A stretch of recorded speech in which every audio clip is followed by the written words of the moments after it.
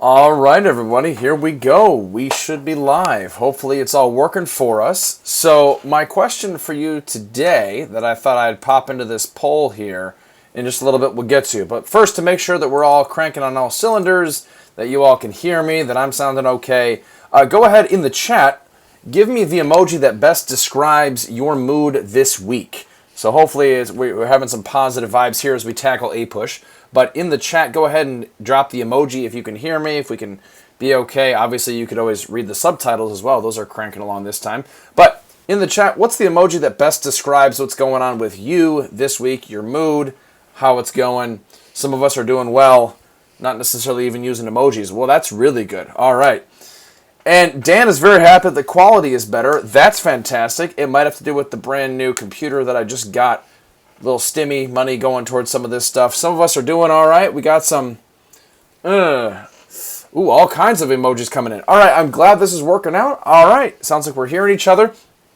And remember, this is what we do at 5-0, right? We are here for you for AP US History, so no matter how your week is going, I hope it gets better because of this. We're all in this together, excuse me, and we're here to make sure that your APUSH experience is as good as possible. There we go.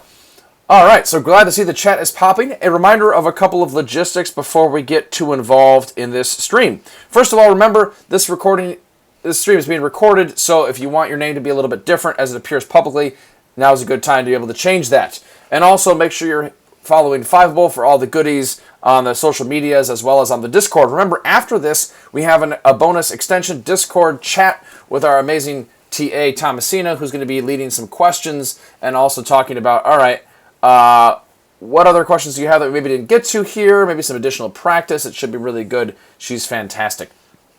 So we'll keep going with that. A sort of silly poll that I had that I thought we'd start with before we dive into all the stuff that we're going to get to in this stream is this. What type of bear is best? It's a very serious question. What type of bear is best? Brown bears? Polar bears? Black bears? Or identity theft is not a joke, Jim? I mean, we hit the hard-hitting questions here, right? So I'm curious. I'm glad that we're able to make this work. It sounds like the poll is working okay. We got some people voting in. Fantastic. All right. And for those of you who are Office fans, of course, we're channeling some of that. It's fantastic. The Office, absolutely. And yeah, so the correct answer would be, of course, identity theft is not a joke, Jim, but the rest of those certainly work as well. Let's see what we all said.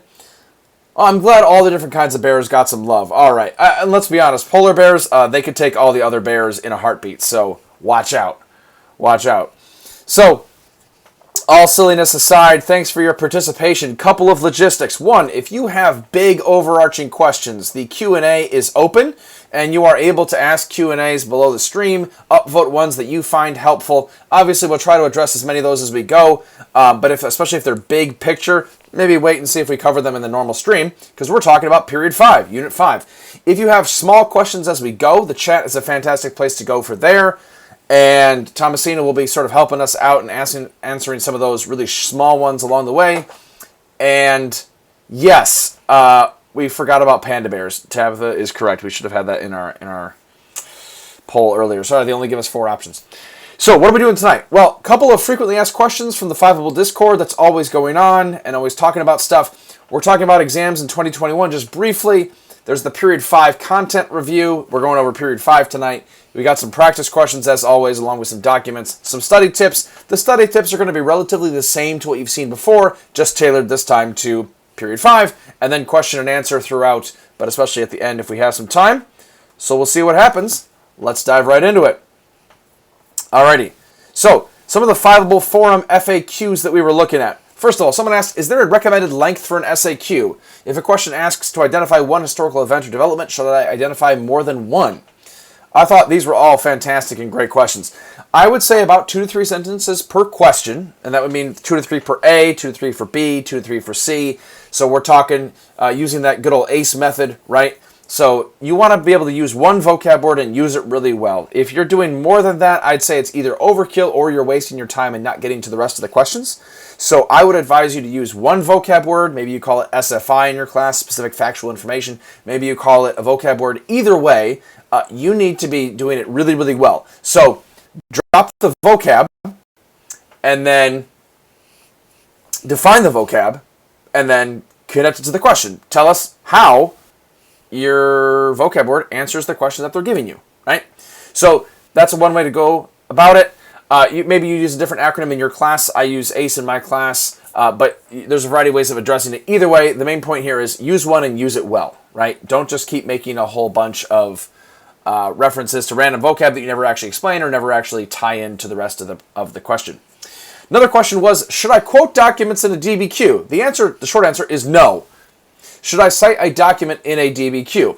Well, I'm going to say don't quote, and I'm going to say, I didn't say never quote, but I would say do not quote, in the sense that I've been a DBQ reader for several years. We know what the documents are, and you get absolutely no points for quoting a document. This is maybe different than what you've learned in your English class, perhaps. But in this case, points for quoting, because that just shows that you know how to copy and paste things from a document. It doesn't show that you understand the document or that you're able to use the document. So you want to be paraphrasing, summarizing. That's what you want to do with the documents, not just quoting.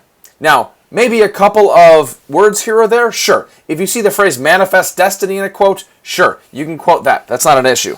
But in general, I would not be quoting more than a word or two if you absolutely have to, and in general, avoid it. How do you cite documents? You don't want to be using the word document. It takes way too long. Right? So don't say in document 3, because first of all, that's kind of tacky, and don't say document 4 at the end. That just takes too long. And yet, it's not a bad idea to just cite using a number, because that's a great way to keep the reader, like myself, a little bit happy and going, oh, they used document 2. Check, and there you go. You can move along. Make sure that you've cited the source, just as I'm making sure that my computer is plugged in so we don't lose power in the middle of what we're doing. Last question from the Fiveable Discord FAQs was, how can I create groupings of the documents in the DBQ? What did I do if a document doesn't fit into some of my groupings? Well, a couple things. First of all, look for themes. This could be themes like political, economic, social, etc. Could be cultural. Could be related to people groups, African Americans. Could be related to politicians, to presidents, something like that. And we'll be practicing that more, of course. As we know, coming up, we have plenty of other streams. We're talking every Tuesday here, of course, and then a couple other ones occasionally. And some of the ones that are coming up after we finish all the content review are free response questions. So we'll be talking about how to look for themes, how to group those a bit more.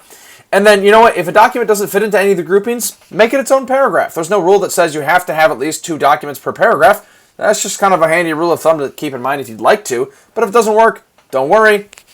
Use more paragraphs and you're all set. I want to go back here a second because I feel like I skipped over this. Speaking of all that. So right now we're doing Unit 5. We have other ones coming up. Notice a couple of anomalies. We have this one coming up on Thursday. That's going to be a little bit different. Then we have some Tuesdays. Then we have a Thursday on a different time. A Tuesday on a different time. So pay attention to those. We got some exam tips and tricks. And then we also are going to have, after that, some free response questions. So the full calendar is linked there in the slides if you'd like to take a look at that. All right. Speaking of the exams, remember, we're going to have a recording of this available if you're taking the later exam and have some sort of watch party. Fiveable is still working on that, but don't worry, no matter what administration you're taking, we got you. We're going to be practicing all the different kinds of questions, so it doesn't really matter which one you're taking, if you're taking it at home or at school, digital, paper, etc. It'll be pretty much all the same. So, our Unit 5 overview. Couple of things. First of all, the dates. Let's talk dates. Period 5, or Unit 5, depending on what you want to call it, is 1844 to 1877. This means the election of James K. Polk to the end of Reconstruction. And I probably should have closed my parenthesis there, so I will do that a little bit later. James K. Polk is the president that starts the whole Manifest Destiny thing, and you might be thinking to yourself, hang on, Lagerway, I thought that 1848 was the end of Period 8. Why indeed? Bright and intelligent and perceptive student, it turns out that you've noticed that Period 4 and Period 5 overlook a little bit. Ah, yes. overlap a little bit, not overlook. Don't overlook the overlapping, something like that. So they overlap a little bit. That's because thematically, period 4 is going to include the antebellum reform movements, which goes all the way up to 1848 with the Seneca Falls Convention. Awesome. But this begins with westward expansion, and obviously westward expansion has existed before this, but this is when it really starts to amp up as we get closer to the Civil War. So if you want to summarize period 5 really, really short, say, okay, road to the Civil War, aftermath of the Civil War, aka Reconstruction, and the next thing you know, we are done. So that's Unit 5 and a brief overview, but let's actually get into this a bit more.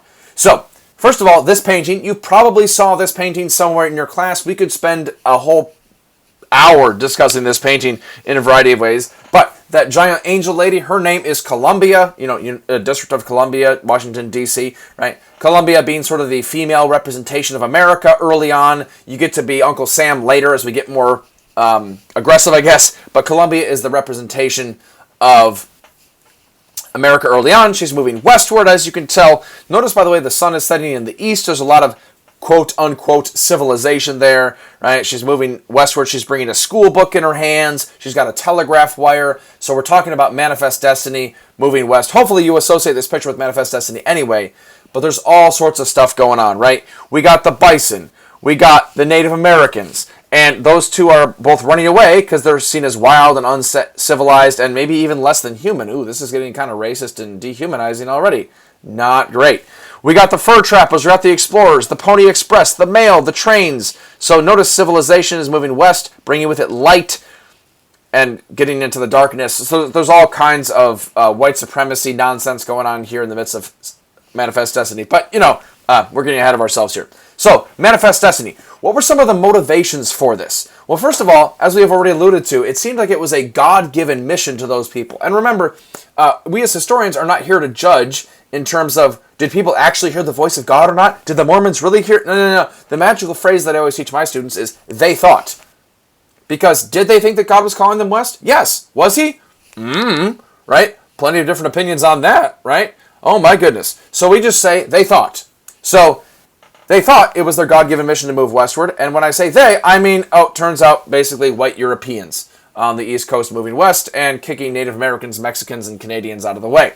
So white supremacy is a big part of this. They're moving west for minerals and natural resources. They're moving west for perhaps religious freedom.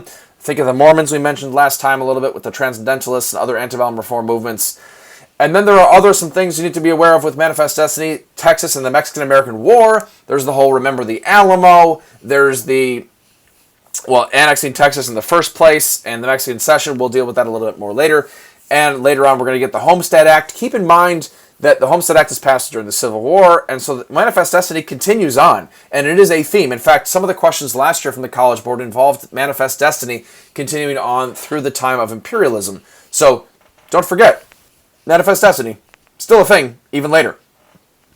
And then if you want to go really, really far, you could even take it all the way to the Japanese islands, where Matthew Perry, not the Matthew Perry from Friends, another reference to a show, I suppose, but Matthew Perry steams in with a bunch of steamships and says, hey, trade with us or else, and then they open up Japan, leads to the Meiji Restoration. Those of you in AP World, you know all about this. But the idea here is that America is not just going to stop until we get from ocean to ocean, or to be more Pacific, from the Atlantic to the Pacific, and thus trading all the way maybe even to China, to Asia, to Japan, other places.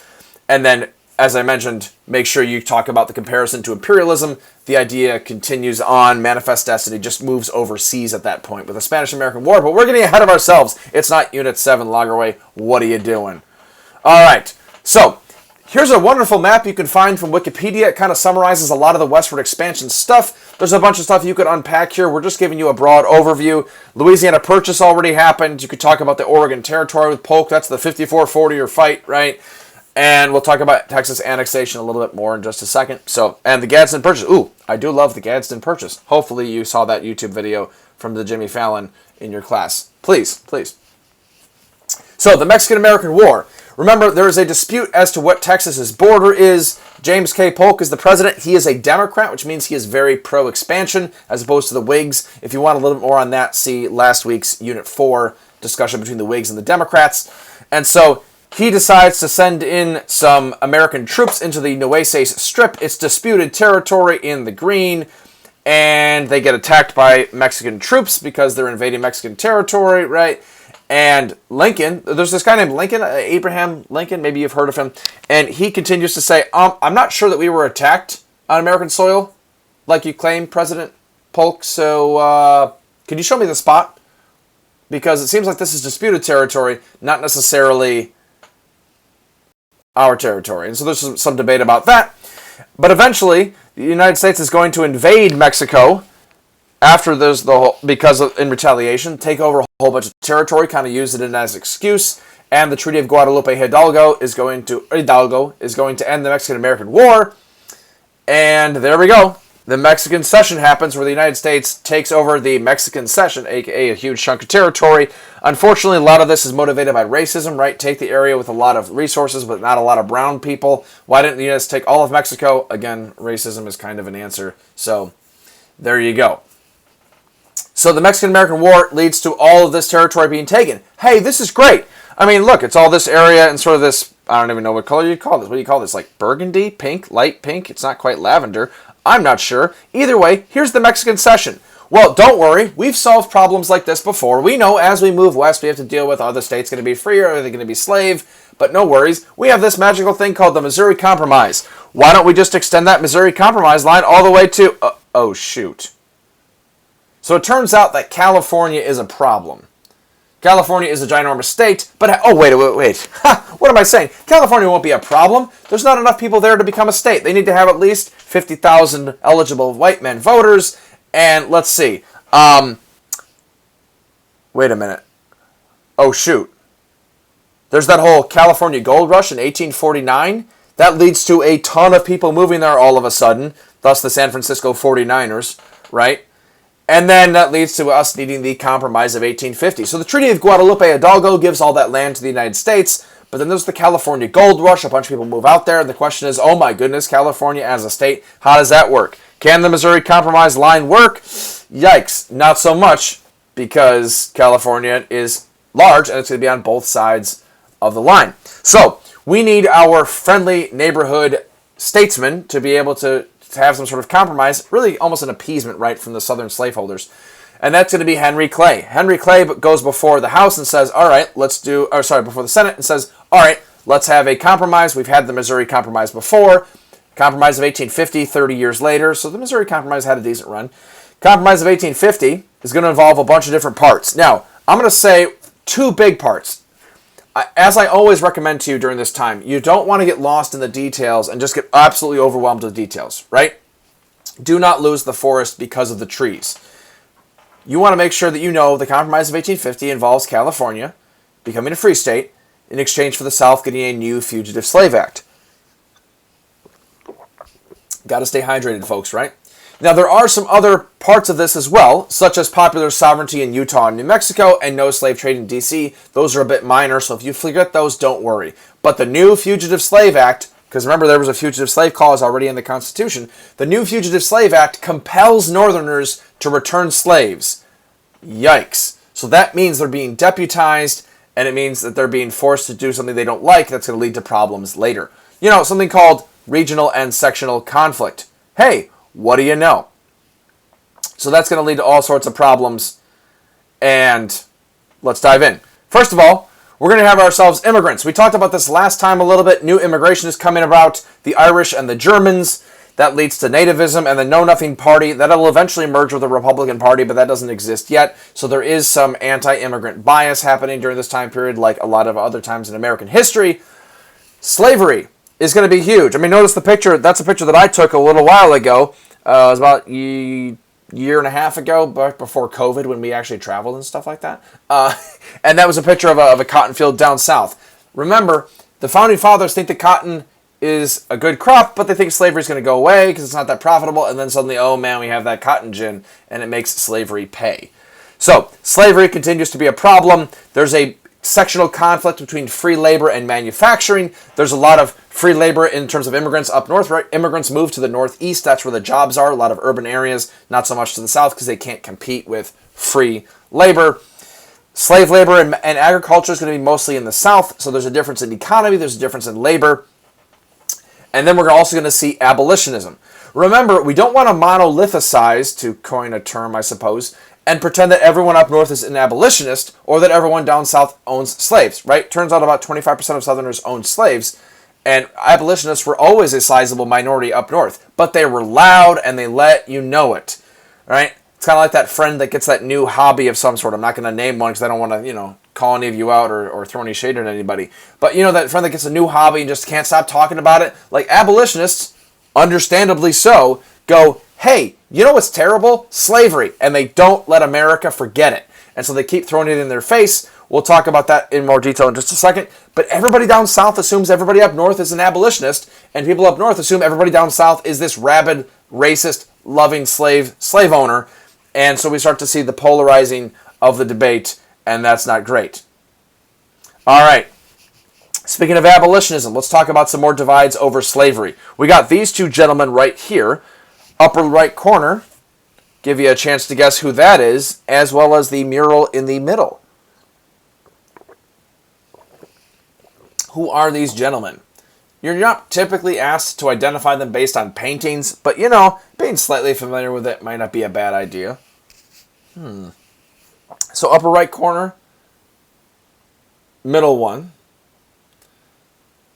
Looks like Dan is talking about, hopefully, the middle one. The middle one is John Brown, yes indeed, holding the Bible and a rifle. And there we go, yes, upper right-hand corner would be Frederick Douglass, spelled with two S's, like he's a glass of abolitionism or something like that. Nice work, nice work. Yeah, so abolitionists, couple examples. William Lloyd Garrison, he's the guy that founds the Liberator in 1831. Frederick Douglass is another famous one, an escaped slave who then becomes a famous orator. John Brown, he's the guy that kind of kickstarts the violent part of this, right? So Bleeding Kansas out there, he kills some people with broadswords and his sons. He's going to lead a raid on Harper's Ferry. He's initially captured and then he's hung for treason, and he becomes kind of a martyr to people up north. People down south are horrified. Keep in mind that a lot of people up north are going to be very much against the Fugitive Slave Act, and they're going to pass what are called personal liberty laws. The South gets furious about this. How dare you? This is a national law. How dare you reject it? Kind of shades of the Virginia-Kentucky resolutions, right? And then slave owners. We're going to see some of them debating against the abolitionists, particularly people like John C. Calhoun, who calls slavery a... Oh my goodness, John C. Calhoun just popped up. He always looks like in the paintings, and I think I'm stealing this from John Green, but he always looks like he's seen John C. Calhoun for the first time, right? There he is. And this man, just besides being really, really scary, is super racist, right? He calls slavery a positive good, arguing, hey, it's actually useful not only for us and free labor, but also for Africans themselves. So, yikes. Yikes. So, as you see, we get closer to the Civil War. Failure to compromise becomes a thing. It's harder and harder to compromise as we get closer and closer. So there are things like the Kansas-Nebraska Act. Remember, this divides Kansas and Nebraska. Wait a minute, I thought that was above the Missouri Compromise line. It should be all free. Well, it turns out Frederick Douglass decides to have people vote there based on popular sovereignty. And that opens up to possible slavery, which makes Northerners really mad. Southerners get mad too. This will eventually split the parties. If you're interested in this, there's a fantastic TED Ed video on YouTube about the one piece of legislation that tore apart the nation. The Kansas-Nebraska Act of 1854 is crucial. You need to know that. It leads to the foundation of the Republican Party, which is essentially the anti-Kansas-Nebraska Act party. And that's going to lead to the rise of that guy in the bottom right-hand corner named Abraham Lincoln. Maybe you've heard of him. Yeah. So, there's also the Dred Scott case, right? Potentially opening up slavery anywhere. There's Uncle Tom's Cabin, which ticks off people down south because it tells the truth about slavery. Republican Party, there's a link to that documentary video, quick TED Ed animated thing about Kansas, Nebraska, and the Republican Party. Watch it later. Hey, don't click it. I said watch it later. Watch it later. Okay. So that's going to lead to a split between conscience Whigs, know-nothings, Free Soilers, Liberty Party. They all combine to be the Republicans. There you go. And again, we're just giving a broad overview here. So if you need to look up some of this in detail later, that's always a good idea. This will eventually lead to then Lincoln's election in 1860 and secession, meaning leaving.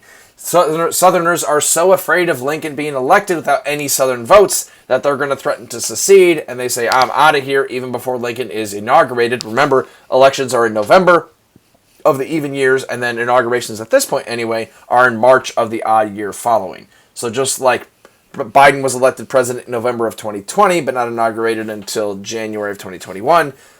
Back then it was March, so Lincoln not inaugurated until March of 1861, excuse me. So there are a whole bunch of dates, and we'll talk about why dates might be important in some of that exam tips and tricks. You have some options here. Whole bunch of dates. It might not be a bad idea to quiz yourself on some of these as we get closer. These are obviously not to scale, because like, what is it, Loggerway? Is it 12 years or is it 1 year? You know, there's definitely some differences there. But my point here is there are a whole bunch of dates that you should know, and thus the road to the Civil War is going to involve a whole bunch of different events. If you want to pause the video, if you're watching the replay, pause it, maybe quiz yourself on some of this stuff. So, 1878, Constitution with the 3/5 clause. Then we get the cotton gin. Then we get the import slave ban. Then we get a whole bunch of other ones. And notice as we get closer and closer to the actual Civil War, it's harder and harder to compromise. The compromises last for fewer and fewer amounts of time. They get a little bit deadlier. There's less room for compromise. People get more in each other's faces. Oh my goodness. So, the road to the American Civil War gets pretty intense. We'll talk about that later. And speaking of secession and the Deep South, just a little bit of a preaching soapbox moment here. Remember, I don't like those like gotcha things where they interview people on the street and be like, hey, who was the president during the Civil War? And people are like, I don't know. And then they're like, see what a failure our schools are and our history teachers, they're not teaching anything, right? And it's like, okay, you're surprising people on the spot and you're asking them vocab and some random stuff sometimes. But I think it is really sad when they ask people, hey, what was the cause of the Civil War? And people go, I don't know. And then they give them options and they still vote for the wrong one. So we don't want to be under any illusions. There are a whole bunch of sectional tensions that we've been talking about throughout all of these slides. But the underlying issue throughout all of them is going to be slavery. In fact, if you wanted to know, check out the secession documents, right? I mean, look at this one. This one comes from South Carolina, the first state to secede, and they say 14 states, the northern ones, have deliberately refused to fulfill their constitutional obligations, aka they're passing personal liberty laws. Why are we leaving? Because they're not giving us our slaves back. The laws of the general government have ceased to affect the object of the Constitution, aka the Constitution is not giving us what we want, aka our slaves back. Or you could ask this guy named Alexander Stephens, who gives a speech where he talks about what's the cornerstone of the entire Confederacy. And again, this is some racist crap, so just, forewarning here. He says, the Confederacy has its foundation, its cornerstone upon the great truth that the Negro is not equal to the white man, and that slavery subordination is his natural and normal condition. Whoa! The Confederacy is built on white supremacy. Now, he changes his tune after they lose, of course, but this rebellion is built on white supremacy. And they're using some twisted Christianity to justify slavery by saying subordination is the place of African Americans in conformity with the Creator with a capital C. That means God. They're using religion after the Second Great Awakening to justify this. So definitely some white supremacy going on is not great. So, speaking of all that, Civil War geography, the darker red is going to be the states that secede before Lincoln is elected, and then the lighter red are going to be the upper South that secede after Lincoln decides not to back down with the whole Fort Sumter stuff. The yellow states are going to be the so-called border states. Those are slave states that stay in the Union, and the blue states are going to be the Union states, aka the United States. Also, it's good to see in the chat that we do not stand white supremacy. Absolutely, yes. We at 5 will take a strong anti-white supremacy stance, and you can take that to the bank any day of the week, for sure. All right, so we got the geography out of the way. Let's talk a little bit about the Civil War militarily. Remember, this is not AP military history, as much as some students wish it was sometimes. So we're not super worried about a ton of detail about military maneuvers and all that stuff. We'll give you just a couple of highlights. Remember, slavery is the context for the Civil War. You got to know that. Tie that into a ton of stuff. And then maybe it's a good idea to know a couple of key victories, right? Antietam is a good idea to know because Antietam leads to the Emancipation Proclamation. It leads to Europe staying out of the war. Maybe you talked about Vicksburg. It cuts the Confederacy in half, gives the Union control over the Mississippi River, leads to the promotion of Grant. You could talk about Gettysburg, which is the single bloodiest battle. It happens over 3 days. Highly recommend a visit there, by the way. Hire yourself a licensed fiveable guide. Yes. And then this is also the Confederate high water mark. Mobile Bay in Atlanta. These are happening in 1864. It helps Lincoln get reelected because the North was getting really sick of the war. Helps him to get reelected instead of McClellan. So those are maybe some key victories, but notice it's not necessarily because of them. Like, okay, Gettysburg, it matters maybe because of the Gettysburg Address, or it maybe matters because Lee loses a third of his army, or those kinds of things, right? And then, what other reasons why the United States ends up winning and defeating the rebels? Well, think about resources and infrastructure. The North has much more manufacturing. They have more railroads. They have more manpower. They even have a lot of agriculture. Even though we associate that with the South, they still have plenty of their own. So keep that in mind. And then Lincoln's leadership and rhetoric are really going to help, right? This is not just the Emancipation Proclamation and the Gettysburg Address. He also is constantly firing and hiring generals, right? He's like, oh, got to fire Hooker, got to fire Burnside, got to fire McClellan, got to fire... And eventually, he's able to land on some really good generals, like Grant, like Sherman, like Sheridan, and they're able to win the Civil War, although at great cost, as we know. About 750,000 Americans die in the Civil War, and that's more than any of our other wars combined, give or take. There's some new scholarship that suggests it's a little bit different, right? So let's talk a little bit more about Lincoln and African Americans in the Civil War in particular. First of all, remember, they're fighting for these American ideals, right? They're fighting for freedom. They're fighting for unity, depending on when we're talking about this, right? So there is the Emancipation Proclamation that transitions the war from, hey, it's just about saving the Union, to more about, we're also becoming an army of liberation here. And so the Emancipation Proclamation says, look, Confederates, if you don't stop rebelling, we're going to take away your slaves because they're sort of considered property at the time. So we're using that as confiscation. There is the Gettysburg Address, which, remember, talks about a new birth of freedom. So Lincoln's rhetoric is giving us something to strive for in the midst of this horrible stuff.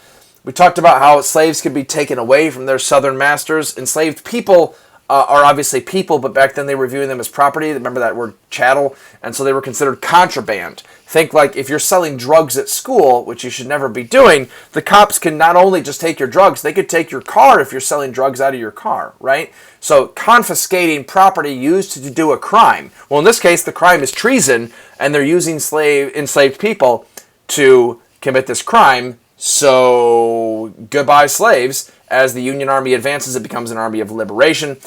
Famous example, by the way, it happens after the Emancipation Proclamation allows black people to join the military. We're going to have the 54th Massachusetts. Remember, over 100,000 African Americans serve in the war, and all of them volunteer. They're not drafted. That's amazing. Nice job, African Americans. Nice job.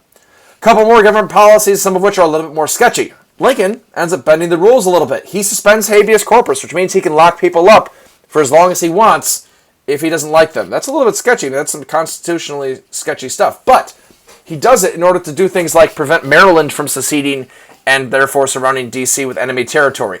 He does this by locking up pro-secessionist legislators and then releasing them only after they've taken the vote on whether or not to secede. So, I mean, that's kind of brilliant. It's sketchy, constitutionally speaking, but kind of brilliant. There is the draft. Remember, the North and the South both have a draft. That's large government expansion. It's wildly unpopular in some instances. There are New York draft riots. There are copperheads that are against the draft and against the war in general up north. Down south, we got bread riots, where Confederate women say, hey, we don't have enough bread, and so they break into some bakeries. So the South is obviously suffering a whole lot more because of their lack of infrastructure. So, you know, government gets more powerful, but also it's very controversial during this time. All right, let me pause there briefly. Got any questions so far? I'm going to check the Q&A section. And also in the chat with Thomasina helping us out there. Somebody asked, am I one of the special lucky teachers who got their vaccine? If yes, congratulations. Yes, thank you. Indeed, I have gotten my vaccine. In fact, I am more than 2 weeks out from my second shot. Got that Pfizer in the left arm. I am all set. and my wife has gotten hers, and so we're able to hopefully be all safe and protected, especially for my 6-month-old daughter, who's just as cute as could be, but obviously can't get the vaccine yet. Wait a minute, does that have anything to do with history? I'm not exactly sure, but I appreciate the connection there. Somebody said, is it okay to say document X, the document about whatever says whatever, or do you need to name the title of the document? Alexis, that is a great question. I would advise you, if you're talking about, say, the Emancipation Proclamation, the Emancipation Proclamation, or Lincoln's speech, or something like that. Yeah, I would avoid using the word document in your DBQ whenever possible. It's a little bit tacky, also takes a long time. It's just better to be able to talk about the document as an actual document. I didn't phrase that very well. To talk about what it's actually saying, and not just pretending like this is a DBQ where you're talking to the College Board, right? That'd be a good idea. Let's see. Somebody was asking, can we go over the Treaty of Guadalupe Hidalgo, Mexican Cession, Wilmot Proviso? Thomasina, can I ask you to maybe go over that in the Discord afterwards? That would kind of involve us going back a long ways here. But an overview, obviously, is not necessarily enough if some of that's a little bit confusing still. So, yeah, that might be a good place to go over one more time. Treaty of Guadalupe Hidalgo, Mexican Cession, Wilmot Proviso. That'd be excellent. And then someone was saying, I've always incorporated my quotes into my sentences on the DBQ. Is that okay? I mean, it's one of those things that, like, it's wasting your time and it's not getting you points, so I would advise you to not do it, right? You get no points for quoting on the document-based question. So don't do it because you don't have a lot of time, right? So a better idea would be to paraphrase it, put the document in your own words to show me, the reader, that you know what you're talking about as you're reading about that. Someone was asking about the Know Nothing Party. Great question. Know Nothing Party, that is an anti-immigrant party. It's a nativist party. They're against immigrants. They're for the American Party, so-called, because they like native-born Americans. And it's a secret party, so when they were like, hey, are you a part of the American Party? You'd be like, I know nothing about that. Thus, the Know Nothing Party. So it's a nativist party. It's against the Irish, the Germans, the new immigrants coming in before the Civil War. And then Dan asked a good question. Is it okay to do sourcing like this? Describe the doc with evidence, and then describe the sourcing, the hipping, the sourcing, and then support the argument. Yeah, absolutely. I would say the other way you could do it is describe the doc and make sure you tie that to your thesis, and then source the doc and make sure you tie that to your thesis. I'm always a fan of overly connecting, right? Because you have to do that for 3 documents for both using and hipping minimum. And you want to make sure you don't miss that. So I would rather you over-connect rather than under-connect. So I'd say maybe describe, connect, source, connect, and then move yourself along. All right, we got one more, and then we'll move on and talk about Reconstruction, because we haven't talked about the aftermath of the Civil War yet. Someone was asking, when paraphrasing, should we describe the idea or reword what the document says exactly? Well, that's why I'm kind of saying paraphrasing or summarizing, right? It depends on the document. It's always a good idea to talk about the overall idea of the document, like you said. So don't worry about rewording exactly what the document says as if you're trying to paraphrase almost like from a research paper. I would say be more concerned with the overall impression of the document, the overall idea of the document, as you said. I think that's a good way to put it. So maybe summary is a better way to say than paraphrasing. But either way, you don't want to be quoting. You want to be showing, oh, I know what this document says, and I know how it's connected to the prompt. I know how it connects to my thesis, my argument, etc. There we go. Oh, and one more bonus one, because we just can't resist. Remember, 54th Massachusetts was a segregated black regiment out of Massachusetts, led by white officers, African Americans in the ranks, won a lot of awards and medals for bravery. If you've seen the movie Glory, rated R, ask your parents, kids, but movie that sort of shows their exploits. Just a famous example of African Americans contributing to the war effort. Alrighty, let's continue on then, and let's talk about some Reconstruction. There are a bunch of cast of characters that we have for Reconstruction. These gentlemen right here, we got Lincoln, Johnson, Sumner, and Stevens. We got 3 big questions for Reconstruction. First question, what do you do with the rebels? I mean, do you hang them all for treason? That's the penalty for treason. What do you do with them? The Confederates, the rebels. Secondly, what do you do with the freedmen, the ex-slaves, the formerly enslaved people? What do you do with them? And then third question, who gets to decide that? I mean, the president or Congress? They're both fairly powerful, so who gets to decide? That's going to be a really important question for Reconstruction. All right. By the way, lots of Reconstruction cartoons. I love using those. So this Reconstruction cartoon shows Lincoln and Johnson repairing the Union together. Lincoln's using a rail because he used to be a rail splitter, aka he would chop trees into nice long logs to be able to make a split rail fence. You know, those kind of things. Johnson used to be a tailor, so he's using some needle and thread to knit the country together. Either way, they are trying to repair the Union after the Civil War. That's one of our big topics. Just quick trigger warning. We got some racist caricatures and cartoons ahead, right? Unfortunately, racism is not magically solved by the Civil War. And as you know, we here at Fiveable do not stand white supremacy or racism in any sort of way. Yeah. Oh, and Alexis, you asked actually a really, really great question. Cartoons are annoying, and how do they print them in good quality on the exam? Yes, let's say if we went back to this one, if they were to put this on the exam, they would absolutely put a text box where the text is where they're talking, and thus they would be able to make the quality a little bit higher. They generally like to blow things up and give you labels so that way you can read them. We'll practice with more cartoons going forward because I know a lot of students often struggle with those and don't like them. So unfortunately we have some rather racist cartoons too, right? Like this one. This one says, the Freedmen's Bureau, it's an agency to keep the Negro in idleness at the expense of the white man. We know the phrase Negro is not appropriate nowadays, right? But it was a term that they would use themselves back then. But the idea here is, like, the Freedmen's Bureau, meant to help out slaves who've been working for free, is going to encourage them to be lazy. I mean, again, no surprise to you, like, racism doesn't really make sense sometimes, and it's not logical. But the idea here was that white people were saying, oh no, if we give black people stuff, they'll become lazy and they'll stop working.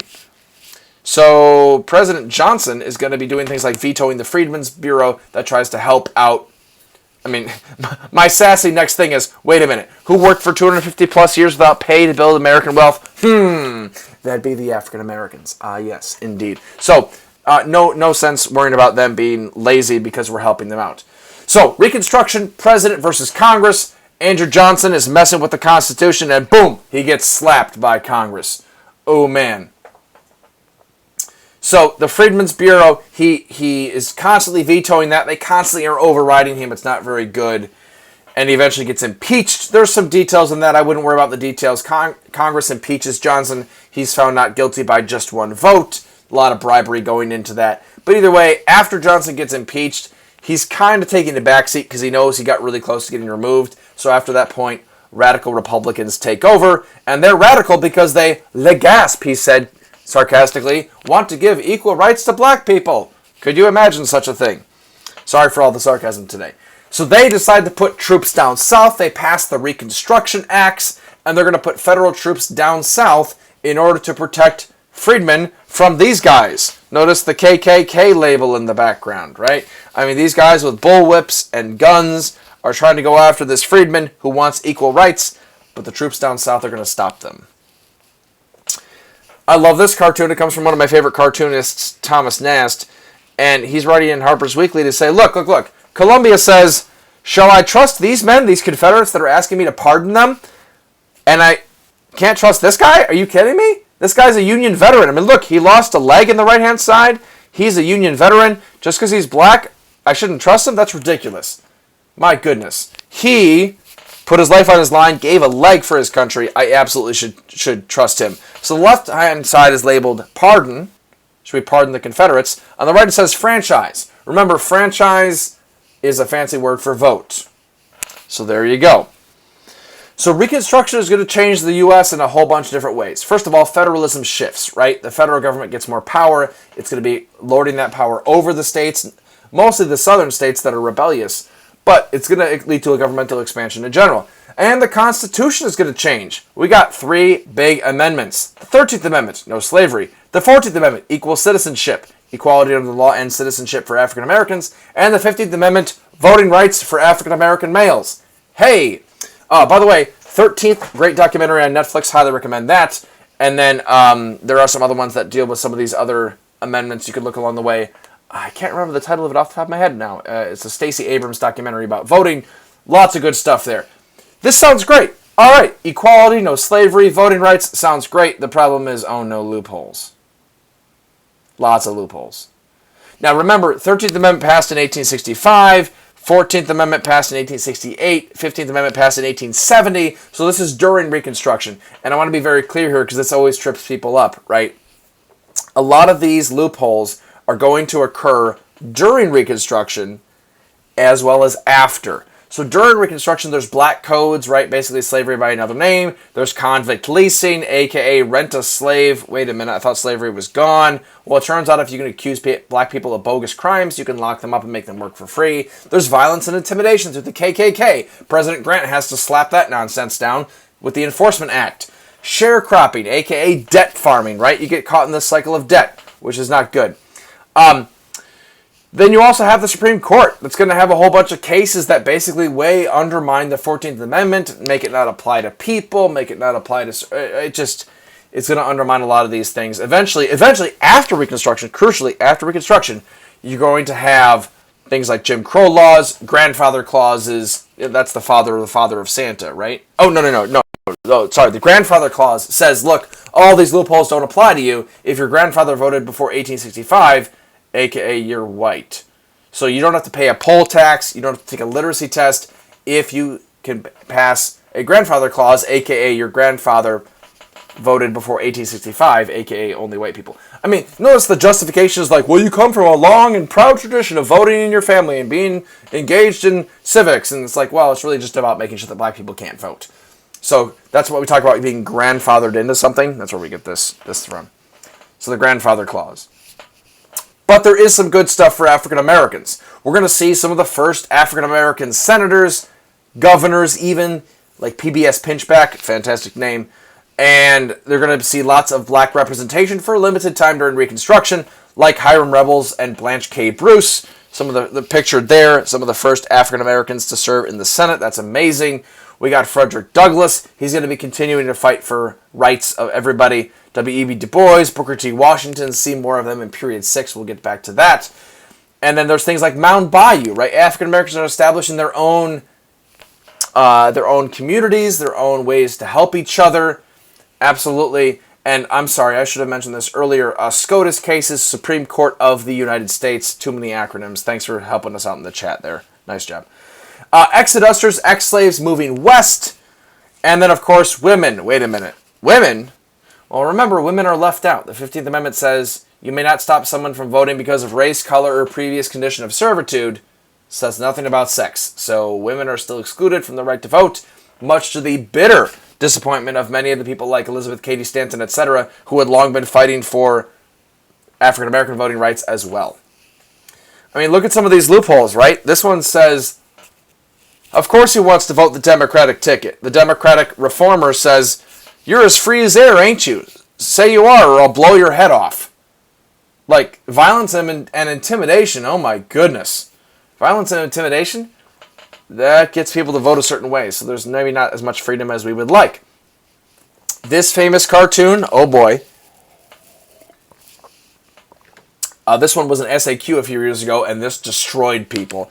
On the left, we have the strong government, which the cartoonist is actually criticizing for being ridiculous and overburdening the South, led by Grant. The so-called weak government, though, on the right, is led by a guy named Rutherford B. Hayes.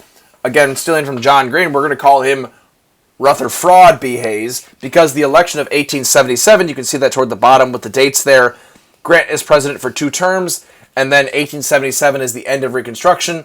The deal that he cuts is, look, we're going to bury all of this nonsense about the Civil War. We're going to turn our swords into plowshares. We're going to have sharecropping again in the background, cotton production, all that new South stuff we're going to talk about next time. And the weak government, even though it's allegedly weak, it's way more effective, according to this cartoonist. Problem is, of course, racism. As soon as you remove the troops from the South in order to get Rutherford B. Hayes elected, then, yeah, no more protection for freedmen. Right, so unfortunately, this is going to lead to, as the Thomas Nast would say in this cartoon, what is worse than slavery, right? The White League and the KKK are going to team up to maybe lynch some people, as you can see in the background there. They burned down a schoolhouse that those parents are trying to protect their kid. But man, the racists will come out in force once the troops leave the South. So that's going to be a bit of a problem. Just to continue to quick move on, we have this. I saw this meme on Reddit the other day, and I was like, oh, that's unfortunately true, right? I don't want to be a slave anymore. Poof, made into a sharecropper, and they say nothing's changed, and yeah, being a sharecropper basically means you're still a slave in terms of you're tied to the land, you can't leave, you're in debt, and you're always fearing for your life because you're not seen as an investment anymore. Just a whole bunch of messed up stuff is going to happen. Absolutely. So why does Reconstruction fail? Well, first of all, the North grows tired. Like, they've been reconstructing for a whole decade. Can't they move on? The South continues to resist. There is the Compromise of 1877, which we've already talked about. Rutherford B. Hayes is elected in exchange for federal troops getting removed from the South. The South promises to treat black people well, but that doesn't work out so well. Just to kind of tell you what that looks like, I mean, the South is threatening to secede again if they don't get their guy elected, but they end up diffusing the situation through this compromise, making them put the gun down. And then, oh man, this cartoon right here, this is called Another Step Towards Civilization. That white guy who looks like an evil villain who's going to tie a damsel to a railroad track with his twirly-whirly mustache. He says, "Why, Mr. Exode Caesar, you're a man and a brother after all. Step into my parlor. You can trust me, black guy." The problem is, his name is Solid Brutus, referencing the Solid South voting together. Should a man named Caesar trust a man named Brutus? Maybe you remember this from a world history class, but oh my goodness, what does Brutus do to Caesar? He literally stabs him in the back. So, yeah, I'm not trusting this guy, let alone because of his mustache, but also because of the names there that he's talking about. So, we've reached the end of our content review. We have a few more minutes to practice a couple of these prompts. I want to get to a couple of them. One of them would be a multiple choice question. So let me check in on the questions that we've asked so far. We got the what does SCOTUS stand for already. And then, so Freedmen's Bureau. Freedmen's Bureau, that's the agency created by the United States government in order to help out ex-slaves and also help rebuild. So they give food, they give shelter, they give seeds, they give marriage licenses, some schooling to ex-enslaved people, as well as to poor whites down south, because the South is kind of wrecked because of the whole Civil War thing. So that's what it does. Someone was talking about the Crookshank and Slaughterhouse cases, which it doesn't have anything to do with Hermione's cat, although nice Harry Potter connection there, I suppose. Both of those cases, don't worry, again, as Thomasina was saying in the chat, this is not AP Gov. We don't need to worry about lots and lots of details here. I would say, though, know that these are Supreme Court cases that undermine the effectiveness of the 14th Amendment, and thus make it less able to protect black people and their rights down south, which is very, very unfortunate. Just another example of how Reconstruction fails. All right, so before we get to this, Alexis was asking a good question. What sort of studying routine, how early should we start studying, how much time for studying, etc.? Yeah, great question. Whatever works for you, I would say. That's kind of a cop-out answer, but it's never a bad idea to start studying earlier. I mean, you're watching these 5-able review sessions right now, right? And we're only on period 5, and yet we have all the way to go until May. So staggering it out is probably a good idea. But remember, we have some study tips that we always mention toward the end, like active recalls, people have been mentioning, starting big, going small. If you have time, and you're not taking a dozen other AP classes along the way, then yeah. What I would do is, and let me just archive this question so I can see the next question too. Someone was asking, how do you find questions for active recall? Folks, go to the AP US History course and exam description. It's on the College Board website, and you can find like a student will be able to statement about each unit. So you can turn those into questions. Like it says, you should be able to explain how why Reconstruction ended. So then ask yourself, why did Reconstruction end? Let's see. Oh yeah, there was that election of 1876, the Compromise of 1877, that was related to Rutherford B. Hayes, and the troops left. Oh yeah. Turn those into questions, keep quizzing yourself. That's a really great way to go. Really great way to go. All right, so let's keep going. Give you a couple of practice questions, and I'm not assigning you homework, but it's not a bad idea to practice some of these as well. So let's go into that a bit more. Abraham Lincoln, writing a letter to newspaper editor Horace Greeley in 1862. He says, my paramount objective in this struggle is to save the Union. Okay, during this struggle, save the Union, sounds like it's during the Civil War, and it's not either to save or destroy slavery. If I could save the Union without freeing any slaves, I would do it. If I could save it by freeing all the slaves, I would do it. What I do about slavery and the colored race, I do because it helps save the Union. I have here stated my purpose according to my official view of official duty. I intend no modification of my oft-expressed personal wish that all men everywhere could be free. Well, okay. So it looks like, again, Civil War, Lincoln wants slavery to end, but he thinks his number one goal as president is to preserve the Union. And he's writing this letter to a newspaper editor. This is going to be made public. I mean, a newspaper editor is going to publish a letter from the president, right? So is he assuring Northern racists that it's all about the Union? This is 1862. We don't have an Emancipation Proclamation in effect quite yet. It's maybe been issued. We don't know that yet, depending on when this is published. But, seems like that could be his reasoning. So, I'm using this as a way to talk about like how you can potentially read and analyze documents as you go before you even get to the questions. So the question said, and I'll throw this up there as well, the question said, which of the following groups would be most likely to support Lincoln's views expressed in the excerpt above? Abolitionists, Southern Confederates, Northern Freedmen, or Unionists? I'm going to hide that, but you should be able to see it below here. Which of the following groups would support Lincoln's views in the excerpt above? Do we have A, abolitionists, B, Southern Confederates, C, Northern Freedmen, or D, Unionists? Excuse me. Who's going to support him most? A is abolitionists, B, Southern Confederates, C, Northern Freedmen, and D, Unionists. We got some votes coming in here. I'm going to give you a couple more seconds because we don't have too much time. And it looks like most of us got the right answer. The answer is indeed D. Indeed. There we go. Yeah, the answer is D. And why is that? Well, remember, it says here, look, I'm trying to preserve the Union, so Unionists would make sense. But also, did we even need to use the stimulus with this question? Most likely.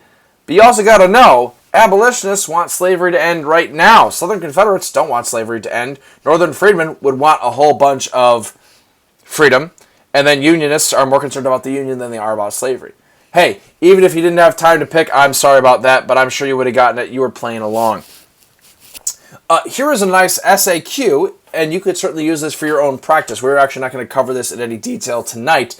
So, Thomasina, this could be one option for something to cover during the Discord if you want to engage in a little bit longer discussion with this particular prompt. A reason the U.S. defeated the Confederacy during the Civil War, a difficulty the U.S. faced on the home front, so not on the battlefield, and then one action taken by U.S. leaders to address the problem mentioned in B. It's kind of a review of what we've done today, so you have some options there. Remember, as we talked about earlier on, you want to drop one good piece of vocab, explain what it is, tell us how it is relevant and how it answers the question. So that ACE method.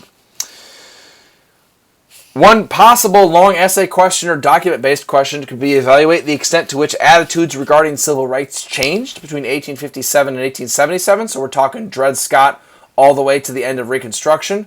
Oh man, all kinds of stuff we could say there. I mean, we could do some document hip analysis, right? We've done that before. And remember, my recommendation is always, if you're doing the IPP, you got to combine those to actually say something intelligent. I'll give you some examples of those just shortly, as well as many more when we talk about the free response questions in general. But let's say we had Frederick Douglass at the Equal Rights Association talking about they want to have all American citizens having equal rights regardless of race or sex.